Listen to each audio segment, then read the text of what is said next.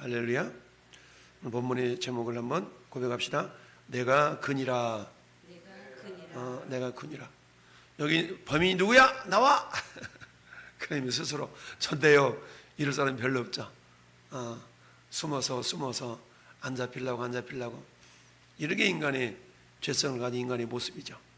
오늘 본문은 우리가 아는 것처럼 예수님이 잡히시는 체포 장면을 기록하고 있습니다. 여러분, 우리가 보통 사복음서 가운데 마태복음, 마가복음, 누가복음을 공관복음이라고 얘기합니다. 공관이라는 말은 공통적인 관점으로 기록했다라는 얘기예요. 그러다 보니까 겹치는 부분들이 많이 있죠. 특별히 요한복음에는 과감하게 생략을 하고 있지만 마태복음, 마가복음, 누가복음에는 자세하게 기록하고 있는 소위 말해서 겟세마네 기도에 대한 내용들이 기록되어 있어요. 그 가운데 우리가 아주 믿음으로 잘 받아들이고 있는 아버지 할 만하시거든 이 자를 내게서 옮기시옵소서. 그러나 내 온대로 마옵시고 아버지 온대로 되기를 원하나이다. 땀방울이 빗방울이 되기까지 기도하셨던 주님, 제자들께 기도할 때 너희가 시험에 들지 않도록 깨어 기도하라. 이처럼 3번씩이나 기도하고 오시면서 너희가 어찌하여 1시간도 깨어 있을 수 없더냐. 마음으로는 원이로되 육신이 약하도다 라고는 내용이 다 빠져 있어요. 마태복음, 마가복음, 누가복음은 다 기록되어 있는데 요한복음에는 기록되지 않죠. 그래서 보통 마태, 마가, 누가복음만을 우리가 공관복음이라고 얘기하죠. 그 마태나 마가나 누가나 요한이나 주님의 제자들이지만 이 제자들이 성경을 기록할 당시 성령의 감동에 의해서 이들이 받았던 감동은 조금씩 강조점이 다른 것을 알 수 있어요. 그래서 우리 마태복음을 보통 뭐라고 얘기합니까? 왕의 복음이라고 그러죠. 왕의 복음. 그래서 마태복음은 왕으로 오신 예수님을 좀 두드러지게 강조하고 있다라고 보고 있고요. 그 다음에 누가복음 뭡니까? 사람으로 오신 예수, 즉 인자로 오신 예수라고 얘기를 하죠. 사람으로 오신 예수. 그래서 인자의 말을 믿느냐라는 말씀들이 많이 있고요. 마가복음 같은 경우는 종으로 오신 예수님이라 그러죠. 종으로 오신 예수님.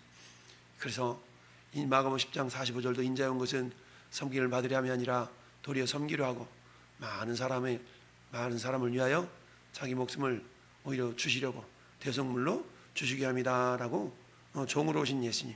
그래서 섬김의 모습을 두드러지게 좀 강조하기 위해서 기록되었다.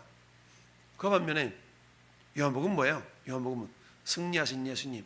그래서 빛으로 오신 예수님이라 그러죠. 빛. 그래서 빛으로 오신 예수님에 대해서 기록하고 있는데요. 특별히 공관복음에서는 겟세마네 기도를 기록하고 있지만 요한복음에서는 그걸 과감하게 생략하신 이유는 뭘까?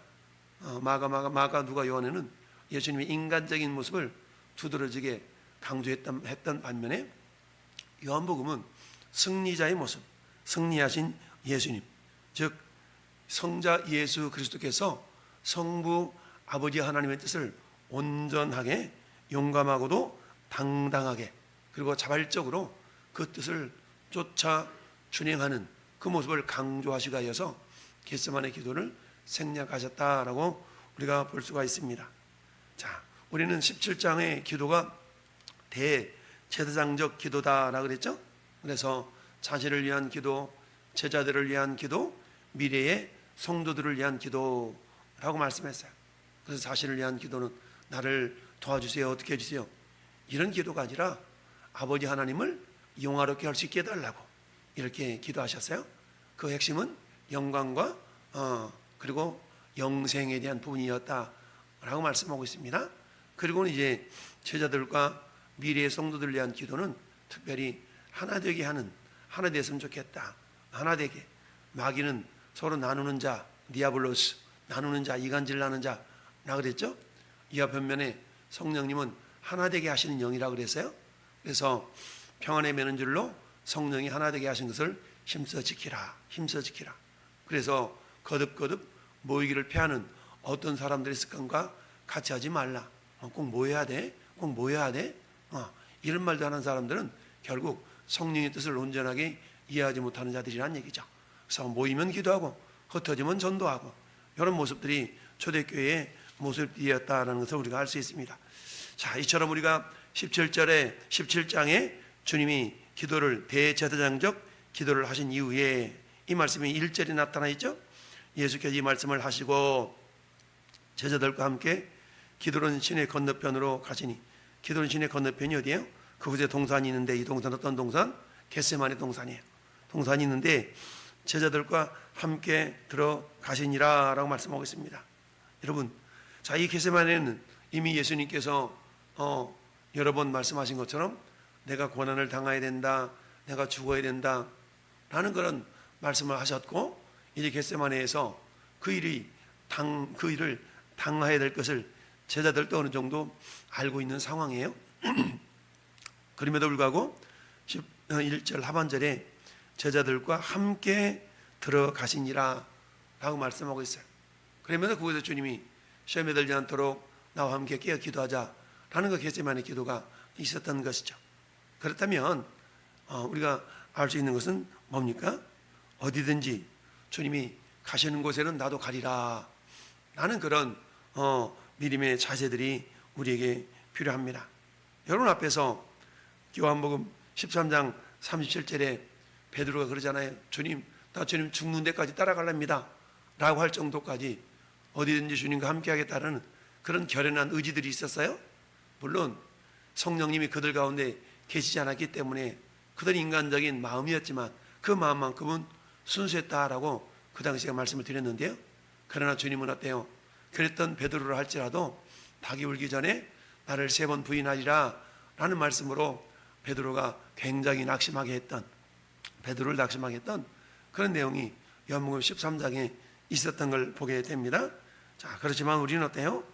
우리 중에 누구든지 자기를 위하여 사는 자가 없고 자기를 위하여 죽는 자도 없도다. 우리가 살아도 주를 위하여 살고 죽어도 주를 위하여 죽나니 그러므로 사나 죽으나 우리가 죄의 것이로다 라고 사도 바울이 로마서 14장 7절 8절에는 말씀하고 있습니다. 이처럼 저는 여러분들은 주님이 가신 어디든지 우리가 당당하게 나아갈 수 있어야 된다라는 얘기죠. 여러분, 우리 사도행전 20장을 생각해 볼 수가 있죠. 사도 바울이 3차 전도 여행을 마치고 이제 어때요? 밀레도에서 저 에베소 장로님들을 다 불러놓고 마지막 유언과도 같은 고별 설교를 하는 내용이 사도행전 20장이거든요. 근데 어때요? 이제 사도 바울이 예루살렘으로 가면 그곳에서 환난과 핍박이 기다리고 있다는 것을 얘기해 주잖아요.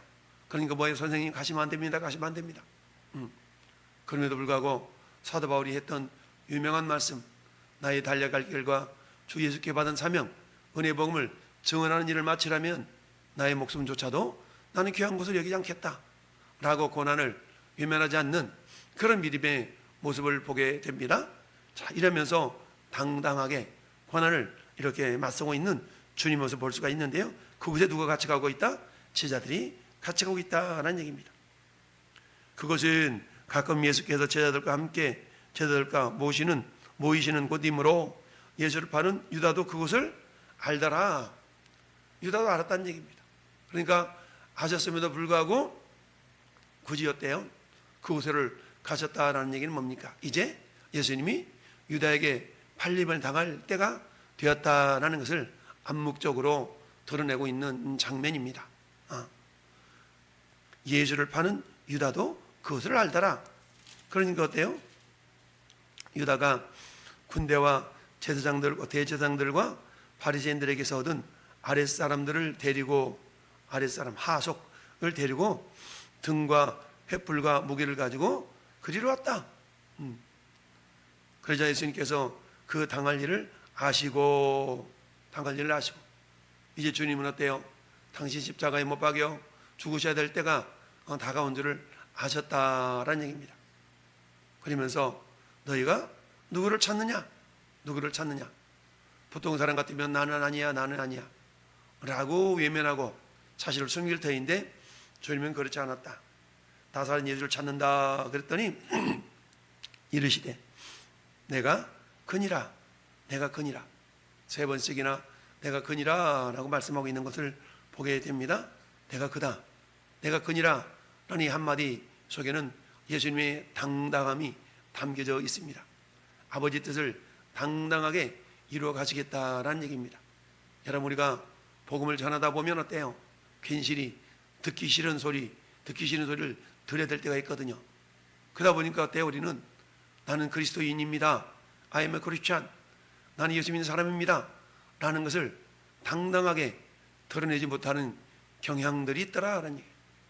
여러분, 우리 지난 주일 오후 양육 시간에 어땠습니까? 우리는 어떤 상황 속에서 내 자신을 뭐 해야 된다고 해서 시인해야 된다고, 시인하는 모습이 개인적으로든 공개적으로든 시인하는 모습들이 있어져야 된다라는 얘기죠. 우리 주님이 이것을 기뻐하신다는 얘기입니다. 이처럼 내가 그니라 라는 것은 자기를 잡으러 온 그 무리들 속에서 나는 아닌데 라고 자신을 숨기려 하지 아니하시고 당당하게 아버지 하나님의 뜻을 이루시기 위하여 그 길을 당당하게 걷고 있는 예수님의 모습을 보게 됩니다. 예수께서 그들에게 내가 그니라 하실 때 그들이 물러가서 땅에 엎드러지는지라. 물러가 땅에 엎드러졌다는 얘기죠. 그만큼 예수님 말씀 뭐 했어요? 위험이 있었다는 얘기입니다. 당당하고도 위험이 있었기 때문에 그들이 땅에 엎드러졌다. 왜요? 이들은 평상시에 예수님이 어떤 분인가 소문을 들어서 알고 있는 거 아니겠어요? 근데 그분이 어때요? 자기가 잡히는 상황 가운데서도 기죽지 않냐고 주눅들지 않냐고 당당해 내가 그니라 라는 그 한마디 말씀 속에는 메시아로서 왕으로서의 위험이 섞여 있는, 담겨져 있는 그런 말씀이었다는 얘기입니다. 그렇다면 이 예수님을 잡으러 온 이들에게는 뭡니까? 회개할 기회인 거거든요. 다른 유다도 역시 마찬가지. 이런 위험 앞에 야, 내가 잘못했나 보다 라고 깨달아야 되는데 회개의 기회를 놓치고 말았다는 걸 우리는 알 수 있습니다. 이에 다시 누구를 찾느냐라고 물으신데 그들이 말하되 나사렛 예수라 하거늘 예수가 대답하시되 너희에게 내가 그니라 하였으니 나를 찾거든 이 사람들이 가는 것은 용납하라 하시니라. 우리 그렇잖아요. 어느 그 검사들이 이렇게 누구를 딱 잡으면 저 사람은 가게 해주세요, 이런 경우가 있죠. 이런 것처럼 이 사람들이 가는 것은 용납하라. 이건 뭘 상징하고 있나요? 예수님이 제자들을 얼마나 사랑하시는가 라는 것을 알 수 있습니다. 보통 사람 같으면 어때요? 자기가 잡히는 상황 가운데서 주변에 있는 자기 동료들이 나 저 사람 몰라요 이런다고 하면 너 나랑 같이 있었잖아 막 아마 이럴 거예요. 요즘 어때 서로 나는 아니야 발뺌하는 그런 많은 모습들을 보게 되는데 예수님은 오히려 저 사람들을 보내라 라고 말씀하고 있는 거죠. 이건 뭘 얘기합니까? 이것은 우리가 13장 1절에 예수께서 자기 사람들을 사랑하시되 어떻게 사랑하신다고요? 끝까지 사랑하신다. 자기 사람들을 사랑하시되 끝까지 사랑하시니라 라는 말씀을 이렇게 보여주시는 하나님의 모습이다라고 할 수 있어요. 그래서 이 사람들이 가는 것을 용납하라 라고 말씀하고 있습니다. 이처럼 예수님의 사랑은 우리를 사랑하시되 끝까지 하시는 그 사랑이다라는 얘기입니다. 끝까지. 그래서 우리는 어때요? 우리는 주님 사랑합니다, 사랑합니다 입술로는 고백하지만 나에게 불리한 상황, 나에게 유익되지 못한 상황이 오면 우리는 어때요? 미련 없이 믿음을 저버리는 경우가 얼마나 많습니까? 근데 어때요? 성경은 말씀합니다. 자녀이면 또한 상속자, 곧 하나님의 상속자요 그리스도와 함께한 상속자니 우리가 그와 함께 영광을 받기 위하여서 고난도 받아야 할 것이니라. 고난도 받아야 할 것이니라. 생각하건대 현재 고난은 장차 우리에게 나타날 영광과 비교할 수 없도다. 여러분, 예수님이 십자가를 지셨기 때문에 예수님은 하나님의 본체이시지만 하나님과 동등됨을 취할 것을 여기지 아니하시고 자기를 비워 인간의 모습으로 인카네이션 성육신하셔서 지극히 낮으신 모습으로 십자가에 죽기까지 자기를 낮추셨잖아요. 그러니까 어때요? 17장 1절에 예수님이 이렇게 기도할 수 있었던 겁니다. 아버지의 때가 이르렀사오니 아들을 영화롭게 하사 아들로 아버지를 영화롭게 하게 하옵소서라고 기도할 수 있었던 겁니다. 예수님 십자가 죽으시고 부활하심으로 우리 주님은 어때요? 하늘 보좌 우편에 올려지시니 스스로 올라간 게 아니라 성부 하나님께서 그 예수님을 높여주셨다는 얘기입니다. 그럼 어때요? 지극히 높여 하늘에 있는 자들에게나 땅에 있는 자들에게나 땅에 있는 모든 자들로 예수님의 이름에 무릎을 꿇게 하시고, 할렐루야. 이처럼 예수님을 지극히 우리 하나님은 높여주신 것을 봅니다. 이와 마찬가지로 주님의 길을 걷는 저와 여러분도 마찬가지입니다. 주와 복음을 위해서 우리가 낮아지고 겸손하게 주를 섬겼을 때에 주님 마침내 주님과 함께 내 보좌 앞에 앉아서 12지파를 다스리라 라는 주님의 놀라운 영광이 우리에게도 임하게 될 줄로 믿습니다. 여러분, 십자가 없는 영광은 없다고 그랬어요. 그래서 no cross, no crown 이라는 그런 말 있지 않습니까? 주님이 가진 그 길이라면 나도 당당하게 걷겠나이다. 이 당시에 제자들에게는 성령이 없었어요. 그러나 오늘날 저 여러분 안에는 성령님이 내주해 계십니다. 할렐루야. 따라서 그 성령님의 도우심을 쫓아서 우리는 어때요? 성령을 따라 행하라 그리하면 육체의 욕심을 이루지 아니하리라 라고 말씀하고 있습니다. 자, 9절 말씀에 이는 아버지께서 내게 주신 자 중에 하나도 잃지 아니하였사옵나이다 하신 말씀을 응하게 하려 하십니다. 여러분 한 장 앞으로 넘겨서 12절 보세요.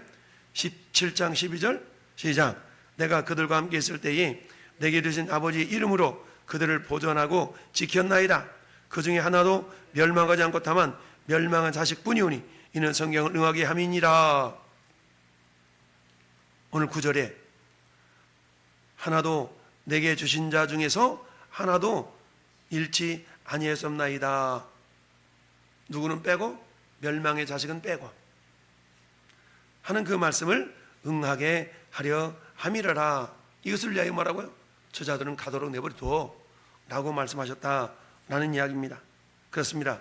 사랑하는 성도 여러분, 우리 주님은 우리를 사랑하시되 제자들을 사랑하시되 십자가 앞에서도 꿋꿋하게 제자들을 사랑하시는 모습을 봅니다. 우리는 이미 그 사랑 때문에 이 자리에 있는 줄 믿어요. 그러면 어때요? 그 사랑을 받은 저와 여러분은 어때요? 그 사랑을 우리가 어떻게 주님의 사랑에 보답할 거라는 마음을 갖고 그 사랑을 보답하는 길은 다른 게 아닙니다. 이웃을 사랑하는 거예요. 이웃 사랑의 최고의 정점은 뭡니까? 그들에게 복음을 전해서 그들도 함께 하나님의 자녀가 되게 하는 겁니다. 오늘 하루도 우리에게 받은 그 은혜와 사랑을 기억하면서 어떻게 하면 내가 주님의 사랑을 저들에게 드러낼 수 있을까? 주섬대사의 마음, 주님 마음을 품고 오늘도 이웃을 살리는데 최선을 다하는 우리 모든 성도가 되기를 예수님의 이름으로 축원합니다. 아멘.